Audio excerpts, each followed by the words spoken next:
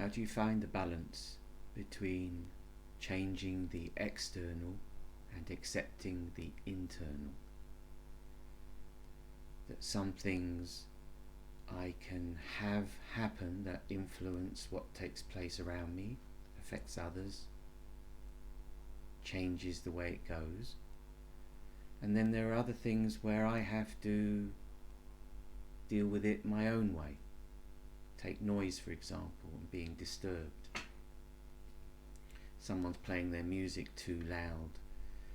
But they have a right to play their music, and if they don't do it very often, just because it's suddenly different, doesn't mean it has to stop. Doesn't mean they can't do this. It's unacceptable. But if it goes on too long, or if it happens again, it could be that they don't realise that it comes through like that. They don't realise it's annoying. And if they did, they would of course just turn it down a bit. So to go and ask somebody to do that, of course they turn it down a bit. But not to do it straight away, to be bothered by it a bit, to be bothered by it and want to completely find a way to make it okay so it doesn't bother. It doesn't have to bother. Can put earplugs in. You know, if she'd turned it down, which she did, but somehow it was still a bit too loud, and it was just because the walls are thin or whatever it is, but can't expect her not to be able to enjoy it at all. She's already compromised. So if it still bothers me, now it's time for me to do something to accept it. It's not going to go on for long. It'll stop soon. Put earplugs in and focus on what it is I need to do, and let go of outside activity affecting what it is I do and how I am. If I get the balance wrong, then I'm knocking on her door again. It's still too loud. There's an element of irritation could creep in. It would be very important not to let it, but it could, because it might not be done instantly. You sit with it for a while and it bothers you, and then you try to deal with it and you focus on something else, but it's still too loud. And then the moment a judgment is made, why would she not be considerate? Why would she still think? Why? You start to make her, vilify her. She's the enemy now.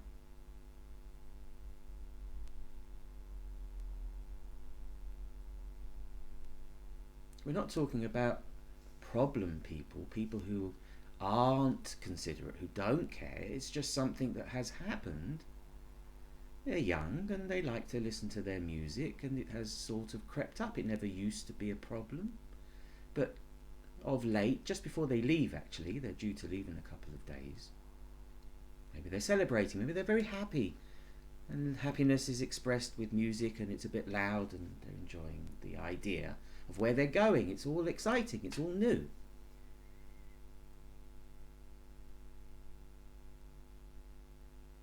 Don't they realise there's an old person up here who's dying? Well, actually, she couldn't hear it anyway. She had earphones on.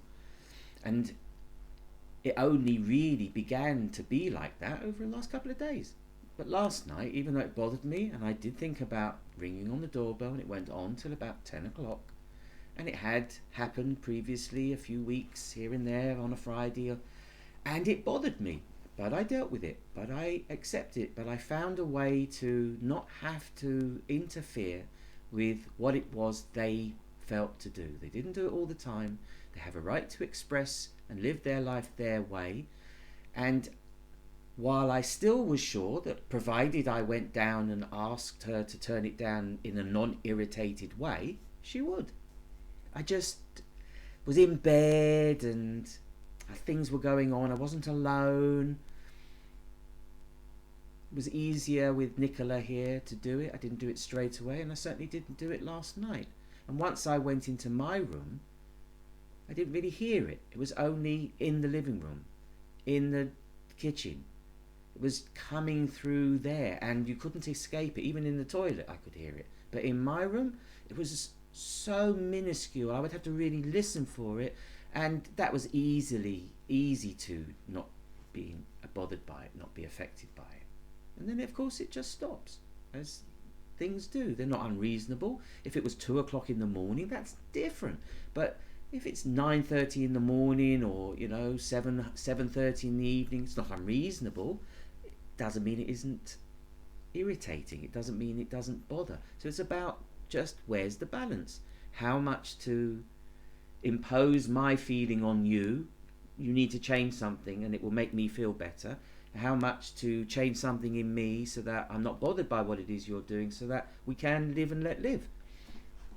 It's a harmony, it's a balance, it's a dance. It's finding how it works. I don't really know these people, I've never really spoken to them, I don't have conversations with them. We're just people who live next door each other. But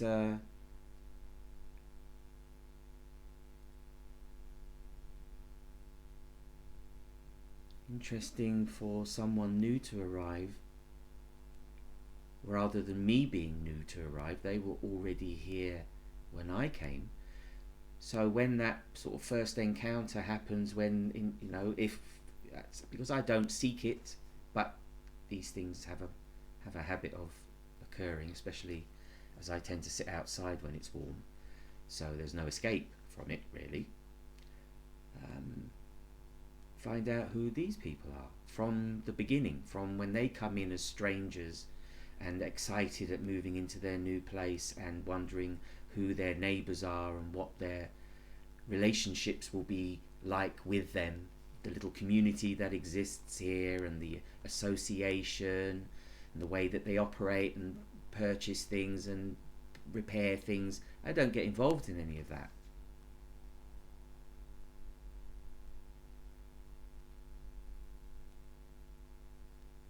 Assuming someone else does move in straight away, of course. It could be that there's time. So it just occurred to me how there are things that suddenly can be done in a positive, good-hearted, open-hearted way to change, to make something be different, to make something happen, and that once it has happened, once it is different, not to feel that I've imposed my will simply because I'm able to, that I can impose it. That sort of dictatory-like things. And I have been guilty of being somebody like that, for sure. But yet to still have an interaction with the world that allows for sometimes the way I see it to come into reality, that it isn't always interfered with, it isn't always foiled into reality. It's somehow other people's intentions overwhelm it because they shout louder or they are used to making it happen. I'm often mostly content allowing it to be rather than making it happen, except making it happen that I go out to walk only affects me and can happen spontaneously, so in a sense the walk makes me do it rather than I choose it. It feels like I'm called to it, I'm drawn to it, rather than I don't know what to do now, what should I do? I could go for a walk. Yes, but it doesn't. I don't need that thought process. It can happen, but I don't need it. It's nice to feel spontaneously that a walk is what's needed and just have it. But it's different. I remember saying in the last video, or the last group of videos that were made, that everything changes now. Everything will change. And a lot did change. Yeah, there was a lot of change. And it feels again that things are going to change again. That there's another phase, another aspect. I just got a message to send a very cheap physical aid that holds a spoon to your hand so that you can use it even if you're shaky or no grip. You can still have a spoon holding. And it was only £2.46, nothing, but we happen to have Prime. Don't pay for it, it's only a trial.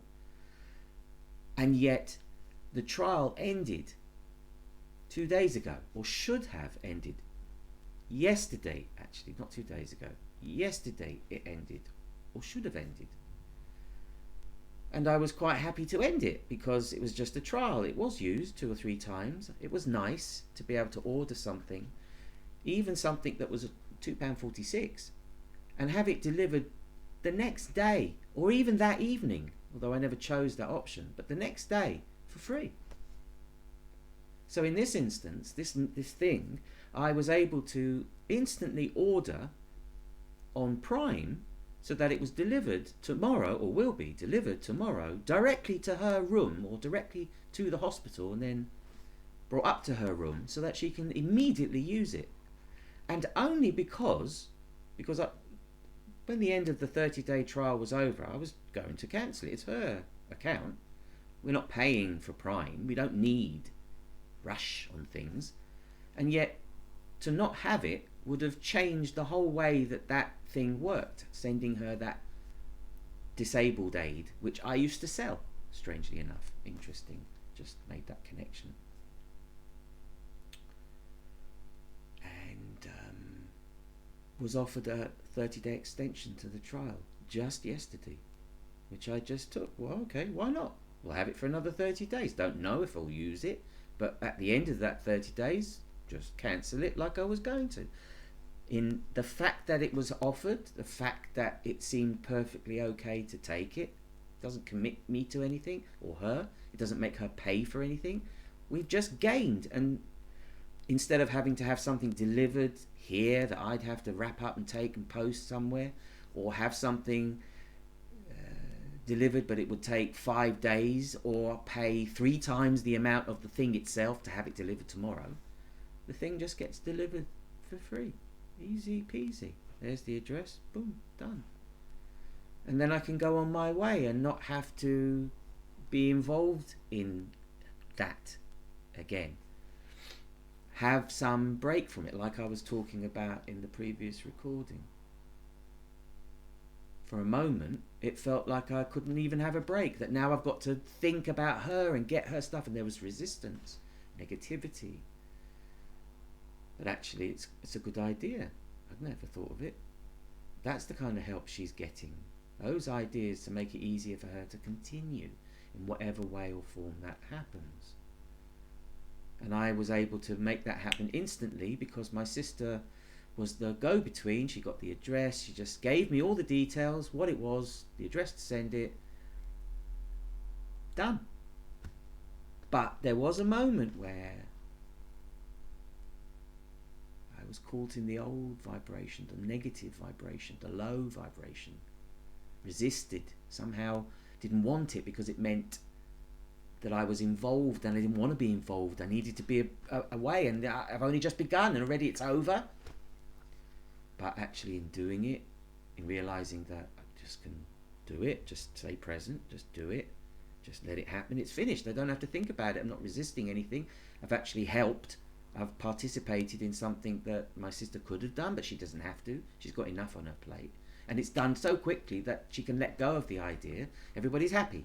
Mum's happy that her thing, the hospital are happy that her thing will be arriving as quickly as possible. I don't have to take it up. I had suddenly had thoughts that I'd have to have it delivered here, and then I'd have to drive it up there, or it would be very complicated. This is so not complicated. And it made me realise how wonderful and simple it can be. Just let it be. Just let it happen.